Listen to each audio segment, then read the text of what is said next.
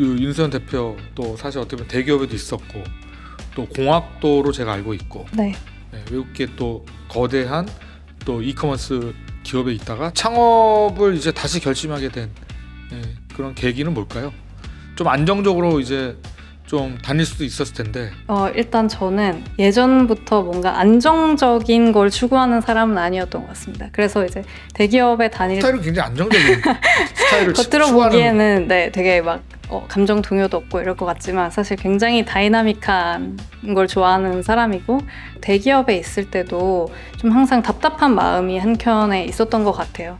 그래서 스타트업에서 좀 더 많은 역할을 해보고 물론 그만큼 책임과 뭐 힘든 것도 있겠지만 한번 그런 이제 더 많은 권한과 일을 해보자라고 해서 이제 스타트업을 처음 가게 됐는데 저한테 힘들긴 했지만 그 경험이 되게 재밌었던 게 제가 뭔가 생각을 해서 프로덕트에 반영을 했는데 사람들이 실제로 그걸 쓰고 좋아하고 다시 와서 쓰고 이런 걸 보니까 너무 그 희열이 느껴지더라고요. 그래서 제가 좀 더 주도적인 으로 결정을 할 수 있는 그런 역할들을 많이 찾다 보니까 이제 PO로 커머스 플랫폼에도 있게 되었고 그러면서도 이제 좀 더 내가 애초에 미션부터 내가 원하는 내가 생각한 것대로 한번 움직여보고 싶다라는 생각이 들어서 자연스럽게 창업을 택하게 되었습니다.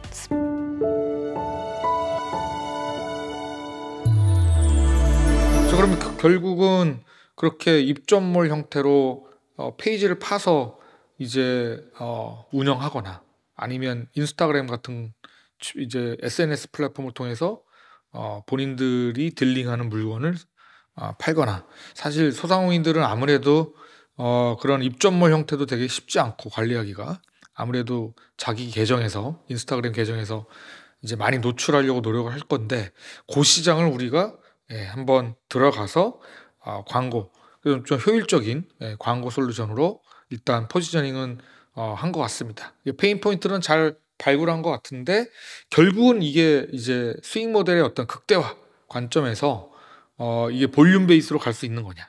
그러려면 지금 내부적으로 많은 고민이 있을 것 같아요. 왜냐하면 솔루션 자체가 또 되게 안정성 있게 운영하는 것도 좋지만 아까 얘기했던 대로 첫 번째는 일단 매출이 이들이 우리 솔루션을 통해서 광고 집행 비용 대비 조금 더 높은 매출로 연결이 가능하느냐. 두 번째는 그러면서 그게 입소문이 나서 야 여기를 이용하면 스냅셀을 이용했더니 적은 비용으로 노하스가 굉장히 보장이 되더라. 그래서 이쪽을 이제 이용하면 좋겠다라고 하는 게 이제 오가닉하게 퍼져서 이 바이럴 네트워크가 만들어지면 이제 볼륨 베이스로 갈 수 있을 것 같은데 이게 사실상 이게 우리가 또 해결해야 될 난관 아니겠어요? 그래서 내부적으로 보시기에 이걸 우리가 하려면 어떤 부분들이 충족되면 야 이거 이렇게 이 두 가지 조건들을 만족시킬 수 있을 것 같아. 우리 내부에 어떤 것들이 충족되면 예를 들면 그게 자금 조달인 건지 사람인 건지 아니면 현지 네트워크인 건지 내부적으로 보는 어떤 시각이 있을 것 같은데 저희가 생각했을 때 자금이나 뭐 사람을 더 뽑으면 해결될 것이다 라고 생각하고 있진 않고 다만 이제 저희가 주력으로 보고자 하는 건 이커머스라고 해도 뭐 어떤 셀러마다 특성이 다르고 접하는 고객이 다르기 때문에 그 각각 셀러한테 정말 뾰족하게 어떤 솔루션을 어떤 가치를 줄 수 있느냐를 발굴하는 게 가장 첫 번째 스텝이라고 생각을 하고요. 그리고 인도네시아의 이제 시장도 워낙 크고 셀러도 많기 때문에 셀러들의 좀 명확한 솔루션을 찾아주는 걸 1차 목표로 하고 있습니다. 그게 사실 되면 정말 거대한 네트워크 효과가 일어나겠죠. 근데 문제는 그거를 스타트업에 만드는 게 참 쉽지 않다는 게 참 문제인 것 같고 스냅셀이 첫 번째 대표로 등재한 네 맞습니다. 네, 어떻게 보면 기존에는 PO로 또는 팀원의 한 명으로 있었다면 본인이 이제 자본금까지 되면서 네. 책임감도 굉장히 많은 시점이라고 보여지는데 그래서 이제 사실은 이제 잠이 안 오는 거거든요 창업자들이. 왜냐하면 이게 꼬셔가지고 다 이제 모아서 덜컥 창업을 했는데 계속해서 이 프로덕트와 마켓의 핏을 오가는 과정에서 생각만큼 마켓이 또 움직이지 않으면 핏이 안 맞아지고 그럴 때 이제 사실 굉장히 많은 또 좌절과 또 그런 부분들이 이제 밀려오거든요. 지금 우리 스냅셀의 멤버들은 현재 어떻습니까? 저는 의기투합이 잘 되고 있다고 생각하고 본인만 있는데 그렇게 생각하는 건 아니겠죠? 초기 스타트업의 특성상 정말 매일매일 다른 것 같아요. 뭐 저희가 어떤 기능을 릴리즈 했는데 뭔가 잘 나오면 그날은 또 되게 기분이 좋았다가 그 다음날 또 이제 숫자가 확 떨어지면 또 이제 침울했다가 앞으로 나아가게 그냥 되는 그런 약간 내재적 동기가 좀 저희 팀에 다 있는 것 같고, 네네. 그 동력이 떨어지지 않도록 잘 유지하는 게 사실 고객 또는 마켓으로부터 오는 어떤 호의적인 반응과 지표거든요, 사실은.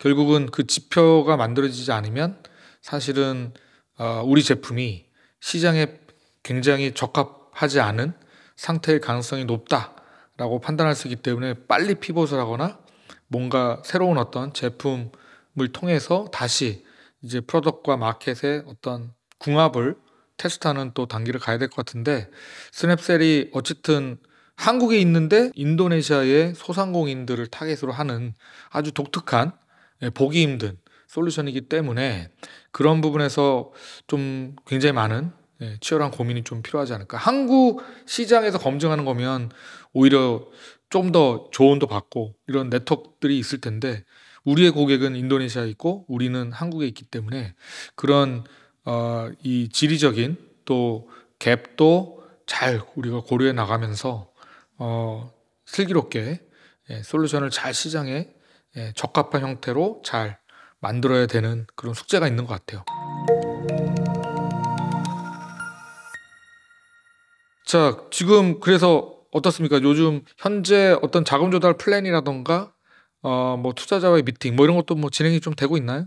어떻습니까? 저희가 이제 좀 올해 초에 운이 좋게 엔젤 투자자분과 이제 몇 건의 투자가 있어서 지금 당장 급한 자금 조달이 시급한 상황은 아니고요. 다만 아까 말씀하신 것처럼 뭐 인도네시아 시장이고 저희가 뭐 한국 VC들이랑 얘기를 했을 때 조금 더 일반적인 회사나 아이템보다는 VC들을 설득하고 같이 공감하게 만드는 게 더 어렵겠다라는 거는 좀 많이 느꼈어요. 그래서 저희가 내년 아마 하반기쯤에 다시 펀드레이징을 할 것 같은데 좀 더 매력적인 지표로 준비 기간을 좀 더 길게 가지는 게 필요할 것 같다라는 생각을 하고 있습니다. 내년 하반기면 뭐 일단 그러면 자금을 어느 정도 확보해서 가고 있다라고 보여지고, 결국 뭐 내년 후반이면 사실 시장도 많이 어느 정도 유동성이 좀 풀릴 거라고 보고 있기 때문에 시점적으로 괜찮을 것 같고, 중요한 건 방금 얘기한 대로 특정 버티컬 영역의 SME들한테는 상당히 매력적인 솔루션으로 좀 자리매김이 된다면 또 다른 기회가 펼쳐지지 않을까, 이런 생각이 좀 듭니다. 향후에 우리 스냅셀의 5년 후 정도 생각해 본 적이 있어요? 5년 후의 모습 어떤 모습일까요? 일단 저희가 마케팅 솔루션으로 시작을 하고 있지만 이거는 셀러들이 가진 일부의 문제를 풀어주는 거에 지나지 않다고 생각을 하고, 저희가 궁극적으로 해결하고 싶은 건 셀러가 온라인상에서 판매를 하면서 겪는 모든 어려움을 다 해결해 주는 게 목표예요. 그래서 궁극적으로는 저희도 커머스 솔루션이 되고 싶고, 그렇기 때문에 이제 마케팅 외에도 뭔가 판매나 아니면 고객을 전환시키는 거, 또 고객을 리텐션 시키는 거, 이제 전체 셀러의 판매 사이클에 적절한 솔루션을 제공하는 게 목표입니다. 그러면서 당연히 외형적으로도 성장을 하는 게 뭐 가장 중요할 것 같고요. 그게 뭐 매출이든 투자든 그렇게 해서 이제 더 좋은 인재분들이 저희와 조인해서 저희가 가진 미션을 같이 이제 펼쳐나갈 수 있게 그렇게 하는 게 저의 목표입니다. 한국에서 그런 광고 솔루션들은 굉장히 많아 보이는 것 같아요. 근데 이제 인도네시아의 이 소규모 셀러들을 타겟으로 모바일에 최적화된 그런 솔루션은 어떻게 보면 거의 처음이지 않은가, 그런 생각도 들고, 거기에서 시작해서 셀러들이 우리에 대한 신뢰가, 네트워크 효과가 이제 쌓이면 사실은 그 네트워크 효과를 다른 쪽으로 전이하기가 되게 좋은 거죠. 그런 측면에서 커머스 전반의 솔루션들을 우리 소상공인들한테 좀 더 매력적인 가격으로, 나중에는 좀 중대형 그런 브랜드사들도 필요할 수 있겠네요. 네, 점점 더 소규모 셀러에서 시작해서 네. 그런 부분들이 좀 명쾌하게 사업 계획서에 좀 잘 스케일업의 방향으로 좀 접근이 되면 좋지 않을까라는 생각이 들고 뭐 특히 모바일에 최적화된 뭐 이런 어떤 컨셉으로 가면 되게 독특하지 않을까라는 생각이 듭니다. 뭐 인도네시아도 당연히 이제 현지 법인 또는 합작법인 또는 싱가포르에 예를 들면 플립을 통해서 싱가포르로 본사를 옮기고 오히려 R&D만 한국에 두고 실제로 이제 세일즈 또는 영업에 대한 부분들은 인도네시아 자회사를 통해서 해야 되지 않을까 이런 생각도 드는데 그런 플랜에 대해서는 어떻게 생각하고 있는 것이 있나요? 네, 일단 저희도 인도네시아에 법인을 세워야겠다는 생각은 하고 있고요. 다만 인도네시아에서도 외국인으로서 법인을 세우는 절차가 조금 까다로워서 베트남과 좀 다르죠. 네네. 100% 자회사가 안 될걸요? 네, 맞습니다. 그래서 매출이나 어느 정도 규모적으로 성장을 이루면 그때 이제 적절한 절차를 거쳐서 외국인 그 투자 기업이 100% 자회사화하려면 자본금이 10억 이상인가? 네, 맞습니다. 10억 이상 되어야지만 인도네시아는 정부에서 또 허가를 내주더라고요. 그런 부분들은 정말 좀 허들인 것 같아서 그래서 이제 많은 이제 한국 기업들이 오히려 작은 수준에서는 이제 노미니를 위임을 해서 오히려 그 사람 이름으로 내자법인으로 하고 임용 계약을 통해서 경영권에 대해서는 한국 기업이 가지고 있는 걸로 많이 체결을 하더라고요. 법무법인의 검토를 통해서 그런 부분들도 좀 고려해서 일단 내자법인이지만 우리 자회사 같은 역할을 할 수 있는 엔티티를 좀 만드는 것도 좀 방법이지 않을까. 또는 조인트 벤처 형태로도 좀 설립이 되면 좋지 않을까라는 생각을 해봅니다. 어쨌든 이게 인도네시아에 우리가 액세스가 지금 되고 있기 때문에 반드시 나중에 엔티티가 인도네시아는 반드시 있어야 될 것 같다. 네. 이런 생각을 좀 하고 우리 시벤처스 프로그램 이렇게 같이 하면서 뭐 기대하는 어떤 부분들 뭐가 있을까요? 아무래도 그냥 일반적인 네트워크 모임이나 스타트업 모임들을 나가면 아무래도 이제 아직까지 남성 창업자분들의 비중이 높은데 좀 여성 창업자분들을 같이 만나면서 뭐 공감대 형성도 하고 네트워킹도 할 수 있는 그런 좋은 프로그램인 것 같고요. 또 그 외에도 이제 더 인벤션 랩에서 제공하는 엑셀러레이팅 프로그램이 되게 알차서 저희도 좀 실제로 많은 도움을 받고 있고 그래서 앞으로도 좀 많이 기대를 하고 있습니다. 네. 빈말이 아니죠? 네. 진심에서 우러나오는 얘기였습니다. 네.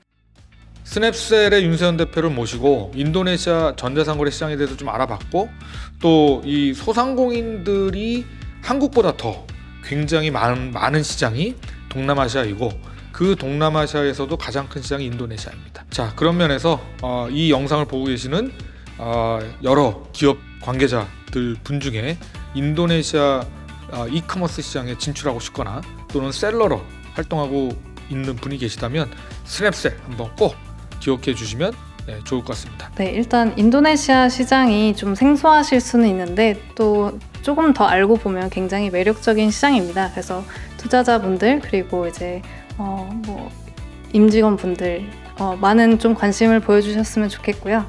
또 좋은 기회로 만나볼 수 있으면 좋겠습니다. 오늘 쉬벤처스 1기 인터뷰는 이상으로 마치도록 하겠습니다. 제 2탄 어떤 여성 창업가가 등장하는지 기대해 주십시오. 감사합니다.